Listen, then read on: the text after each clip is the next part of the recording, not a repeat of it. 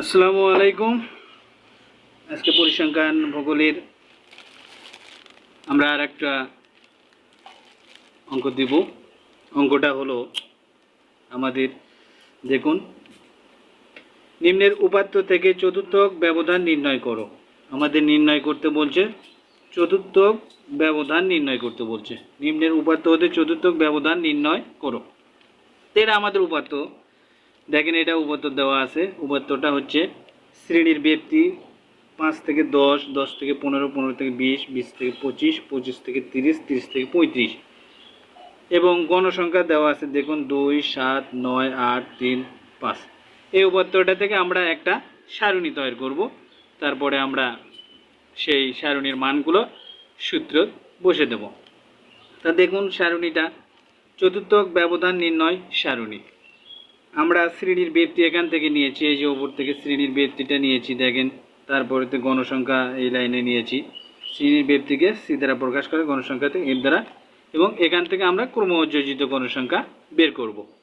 ক্রমযোজিত গণসংখ্যা সিএফ সমান, দেখুন আমরা এগুলো গণসংখ্যা তুলে নিয়েছি এবং শ্রেণী ব্যবধানটা এগুলো তুলে নিয়েছি। সিএফটা বের করব, আমরা গণসংখ্যার ঘর থেকে বের করব এটা।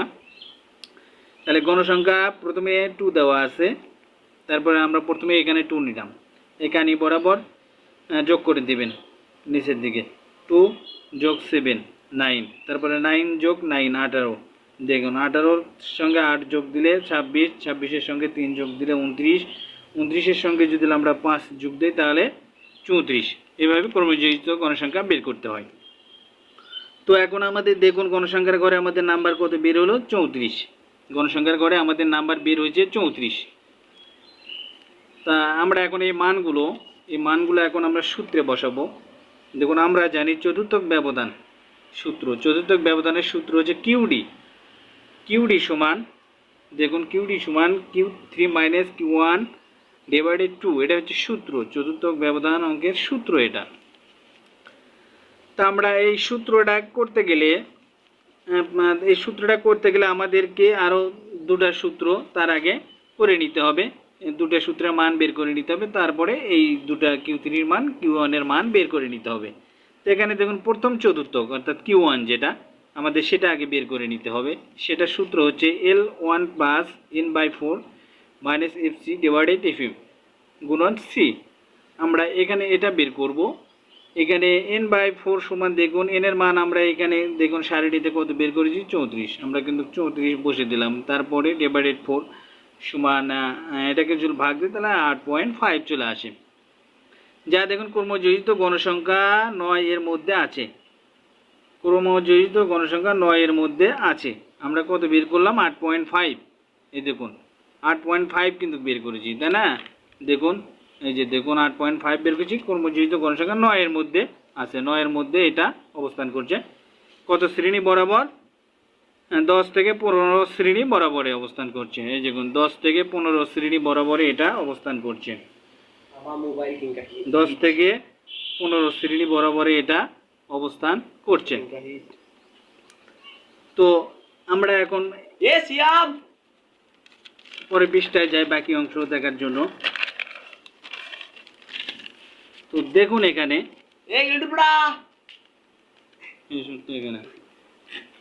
এখানে দেখুন প্রথম চতুর্থক 10 থেকে 15। আমরা L1 সমান প্রথম চতুর্থক শ্রেণীর নিম্ন সীমা 10। প্রথম চতুর্থক শ্রেণীর নিম্ন সীমা হচ্ছে 10। এফসি, আমরা এফসির মান বের করে নেব। এফসির মান ক্রমযোজিত গণসংখ্যা পূর্বের গণসংখ্যা হচ্ছে 2। দেখুন ক্রমযোজিত গণসংখ্যা পূর্বের গণসংখ্যা আমাদের 2। এটা হচ্ছে ক্রমযোজিত গণসংখ্যা, তার পূর্বের সংখ্যা হচ্ছে 2। আমরা 2 বের করে নিলাম। তারপরেতে এফএম এর মান বের করব, যেটাকে বলা হয় গণসংখ্যা। প্রথম চতুর্থক শ্রেণীর গণসংখ্যাটা আমাদের কত? তাহলে দেখুন এই যে এই বরাবরে 7, 9 বরাবরে আমরা 7 পেলাম। 9 বরাবরে আমরা কি সারণী থেকে 7 পেলাম। কত শ্রেণী বরাবর? 10 থেকে 15 শ্রেণী বরাবর আমরা গণসংখ্যা পেলাম 7। তারপরে দেখুন শ্রেণী ব্যবধানটা আমরা দেখি। এই যে শ্রেণীর ব্যবধান দেখুন এখানে শ্রেণীর ব্যবধান, প্রথম চতুর্থক শ্রেণীর ব্যবধান হচ্ছে 5। প্রথম চতুর্থক শ্রেণীর ব্যবধান হচ্ছে 5। এই যে আমরা 5 নিলাম, অর্থাৎ এটা কিভাবে বুঝবেন, এই যে শ্রেণীর ব্যবধান দেখেন 10 থেকে 15, এর মধ্যে পার্থক্যটা মাইনাস করলে 15 থেকে 10 মাইনাস করলে 5 বের হয়ে আসবে, এটাই শ্রেণীর ব্যবধান। তো মান বসে দেই আমরা। এখন দেখেন L1 এর মান আমাদের বের হয়েছে সূত্র থেকে, সূত্র বসে দেই। L1 এর মান আমাদের 10 বের হয়েছে, যোগ 8.5 মাইনাস 2 এটা বার করলাম। এই দেখুন এফসির মান আমাদের 2 বের হয়েছে, এফসির মান 2 বের হয়েছে। তারপর ডিভাইডেড এফএম এর মান 7, এই যে দেখুন 7 বের করলাম, গুণন তারপরে সির মান 5 বসে দিলাম। আমরা এখন এইগুলো যোগ ভাগ করে দেব। এই যে দেখুন 10 প্লাস 6.5 ডিভাইডেড 7 গুণন 5, তার 10 প্লাস এই যে দেখুন এটা 6.5কে যদি আমরা 7 দিয়ে ভাগ দিই তাহলে 0.92 চলে আসে, গুণন 5। আমরা যদি এটাকে 5 দিয়ে গুণ দিই তাহলে আমাদের 4.64 চলে আসে, 10-এর সঙ্গে যোগ করে দিলে 14.64। আমরা এটা Q1 এর মান বের করলাম। এখন Q3 এর মান আমরা বের করে দেখাবো, একইভাবে Q3 এর মান বের করে দেখাবো। দেখুন Q3 এর মান এখানে সূত্রটা হচ্ছে L1 plus 3n divided 4 minus FC divided FM গুণন C। আমাদের এটা হচ্ছে Q3 এর মান। তো এখানে 3 গুণন n এর মান আমাদের 34 ডিভাইডেড 4, আমরা যদি উপরে গুণ করে দিই তাহলে 102 চলে আসে, ভাগ 4 দিয়ে যদি ভাগ দিই তাহলে 25.2, যা কর্মজনিত গণসংখ্যা 26-এর মধ্যে আছে, যা 20 থেকে 25 শ্রেণী বরাবর। কর্মজনিত গণসংখ্যা 26-এর মধ্যে আছে, দেখবেন এই 25.5। প্রথমটাতে যেভাবে দেখাইছি Q1, এটাও ঠিক একই রকম, এই জায়গায় একটু পার্থক্য, এই যে এখানে একটু পার্থক্য। তো এখানে দেখুন তৃতীয় চতুর্থকের আমাদের তৃতীয় চতুর্থক হচ্ছে 20 থেকে 25। L1 সমান তৃতীয় চতুর্থক শ্রেণীর নিম্ন সীমা হবে এই যে 20। তারপরে FC সমান কর্মজনিত গণসংখ্যার পূর্বের গণসংখ্যা হচ্ছে 8, ওখানে যায় দেখবেন পূর্বের গণসংখ্যা 18 এখানে বের হয়েছে। পূর্বের কর্মজনিত গণসংখ্যা পূর্বের গণসংখ্যা হচ্ছে এই যে দেখুন 18, ঠিক আছে 18। তো আমরা এই যে FM সমান তৃতীয় চতুর্থক শ্রেণীর গণসংখ্যা দেখুন 8, আবার শ্রেণীর ব্যবধান 5। আমরা এখন মানগুলো বসে দেব। দেখুন L1 এর মান হচ্ছে আমরা 20 পেলাম, প্লাস 25.5 পেলাম, হচ্ছে এই যে n এর মান পেলাম আমরা কত বের করলাম 25.5।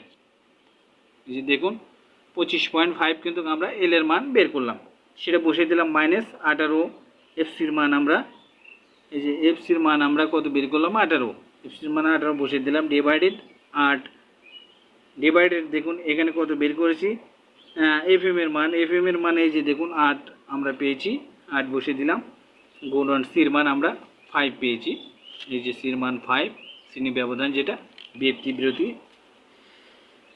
তা আমরা এখন এগুলো যোগ ভাগ করে দেব। দেখুন 20 যোগ এই যে 25.5 থেকে 18 যদি আমরা মাইনাস করি 7.5 আমাদের বের হয়ে আসবে।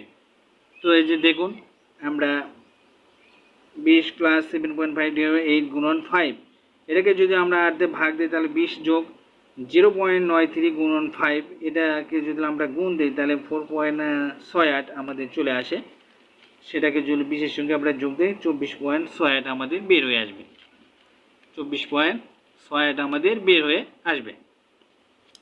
আমরা এখন এই দুটা Q1 এর মান বের করলাম এবং Q3 এর মান, এই যে তৃতীয় চতুর্থ Q3 এর মান বের করলাম। এই দুটা মানই আমাদের দরকার, এই মানটা দরকার আর এই মানটা দরকার। আমাদেরকে অঙ্কে যেটা বের করতে বলছে, অঙ্কে আমাদেরকে বের করতে বলছে, দেখেন এখানে অঙ্কে কিন্তু আমাদের বের করতে বলছে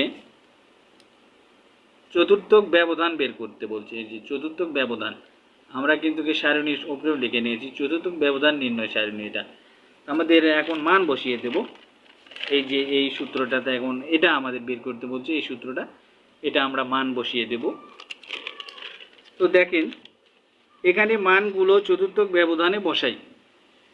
এই যে মানগুলো চতুর্থক ব্যবধানে বসাই, মানগুলো আমরা এখন বসে দেব। দেখেন এখানে দেখেন মানগুলো যদি আমরা এখন বসে দেই তাহলে দেখেন কিউডি, অতএব কিউডি সমান Q3 মাইনাস Q1 ডিভাইডেড, এই যে আমরা Q1 এর মান বের করলাম, দেখেন Q3 মান বের করেছি আমরা প্রথমে 24.68, তারপরে মাইনাস দেখেন Q1 এর মান বের করেছি 14.64 ডিভাইডেড 2 সূত্রে 2, এটাকে মাইনাস করে দিলে আমাদের 10.04 চলে আসে, নিচে 2, সেটাকে যদি আমরা ভাগ দিই তাহলে 5.02 চলে আসবে। আপনারা ভাগ দিয়ে নেবেন। তা নির্ণয় চতুর্থক ব্যবধান 5.02 আমাদের রেজাল্ট চলে আসলো, অর্থাৎ চতুর্থক ব্যবধান আমাদেরকে বের করতে বলছে, আমাদের অঙ্কে চতুর্থক ব্যবধান বের হয়ে চলে আসলো। তো আজকের অঙ্কটা এ পর্যন্তই। তা আমরা ভিডিওগুলো আপনাদেরকে যাতে সুবিধে হয় আপনাদের বুঝতে, সেভাবে আস্তে ধীরে ধীরে বুঝিয়ে দেওয়ার চেষ্টা করতেছি। তো আপনারা আমাদের চ্যানেলটি সাবস্ক্রাইব করবেন এবং শেয়ার করে আমাদেরকে সহযোগিতা করবেন অন্যের কাছে ভিডিওগুলো পৌঁছার জন্য। আজকের মতো এই পর্যন্ত শেষ। আসসালামু আলাইকুম।